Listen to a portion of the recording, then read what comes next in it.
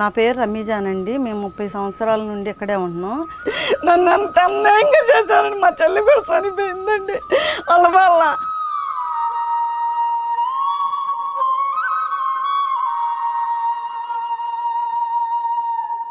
గడప గడప కార్యక్రమానికి వచ్చారు అవినాష్ గారు, మరి రామరెడ్డి, వీళ్ళందరూ చాలా మంది వచ్చారు. నాకు పింఛన్ రాలేదని నేను అడిగానండి. అవినాష్ గారు ముందు ఎందుకు నువ్వు గట్టిగా అడుగుతున్నావు?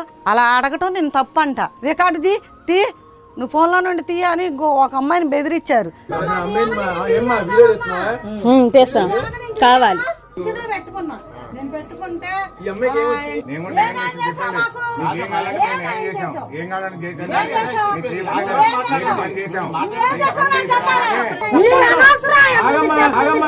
పదండి వాళ్ళు అలాగే అడుగుతారా అనుకుంటే వెళ్ళిపోయారు. తర్వాత తెల్లారే 10ంటికి ఆడోళ్ళు వచ్చి 20 మంది కూర్చున్నారు. నేను అంట్లు తీసుకొని బయటకు వచ్చా.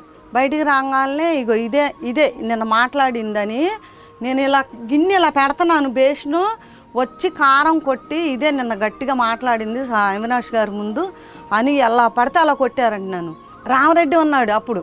అక్కడ ఉండి యువతలకి 20 మందిని ఆడవాళ్ళని పంపించాడు.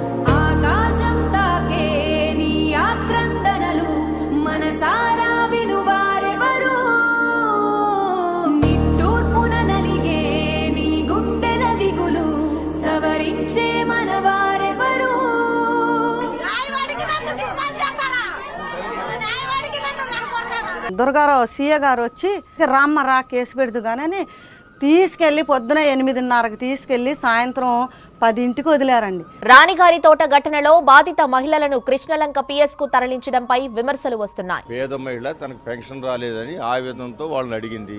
అది అయిపోయిందన్న. ఇవాళ తెల్లారిపాడు ఆవిడ మీద దాడి చేసి కారం జల్లి ఆవిడని చితకబాదారు.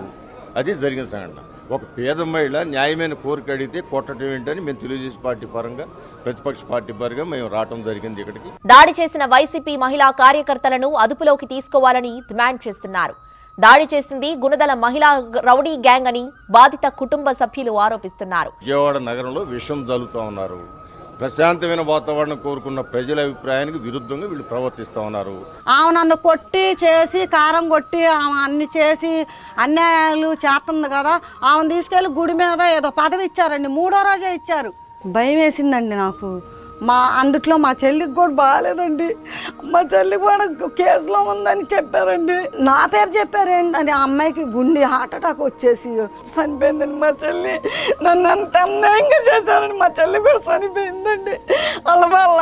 ఏమిటి నీ పాపం, ఏమిటి నీ నేరం, చీకటి ముసిరిందే చిటికల్లోనా తీరదు నీ. న్యాయం అనేది జరగలేదు మాకు.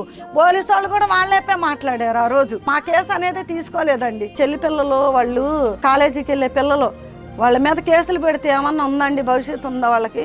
అవినాష్ గారు కూడా ఉన్నారు కదండి అప్పుడు. మళ్ళీ ఆయన వచ్చి ఏం జెండా పెట్టామని అంటే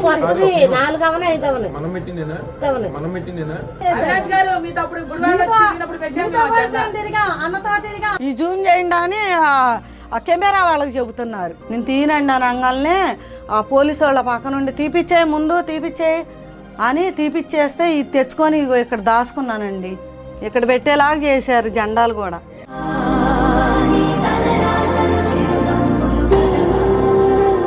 చెప్పానండి గద్దె రామ్మోహన్ రావు గారికి ఇలా పింఛన్ గురించి అడిగానని నన్ను కొట్టారు సార్ అన్న. అనగానే ఆయన అన్నారు నా డబ్బులు ఇస్తానమ్మా, నా సొంత డబ్బులు. పింఛన్ సెలెక్ట్ అయిన దాకా సెలెక్ట్ అయింది సార్. నాకు తమ్మేపించుకున్నారు, నాకు డబ్బులు ఇవ్వట్లేదు అని అంటే నా సొంత డబ్బులు ఇస్తానమ్మా అని ఆ రోజు నుండి ఆయన సొంత డబ్బులు ఇప్పటికొచ్చి కూడా నాకు పింఛన్ ఇస్తానే ఉన్నారండి. 3,000 రూపాయలు. మా చెల్లి చనిపోయిన రోజు డబ్బులు ఇచ్చారండి. వాళ్ళ పిల్లలకి డబ్బులు ఇచ్చారు. 1,00,000 రూపాయలు ఇచ్చారండి. ఆయన సొంత డబ్బులు ఇచ్చారండి. ఎవరి డబ్బులు కాదు, గవర్నమెంట్ డబ్బులు కూడా కాదు. ఆయన సొంత డబ్బులే ఇచ్చారు. ఒక కుర్రోడు వచ్చి చింపుతుంటే ఇంకా నేను వచ్చి చించమాక, నువ్వు చించితే బాగోదు. అవి క్యాలెండర్లు కూడా పెట్టుకోకూడదా? జెండా తీపిచ్చేశారు. లోకేష్ గారు బొమ్మ తీపిచ్చి నేను సిద్ధంగానే ఉన్నా. ఎవరు వచ్చినా సరే. పోయినసారి దాడి చేశారు, నేను కూడా సిద్ధంగా ఉన్నాను అనమాట. మమ్మల్ని ఏ బాధ వచ్చినా మేము ఎంత బాధపడ్డా మమ్మల్ని వచ్చి పలకరిస్తారు. మాకేమైనా ఆపతంటే ఆదుకుంటున్నారు. ఆయన దేవుడే మమ్మల్ని కాపాడుతున్నాడండి.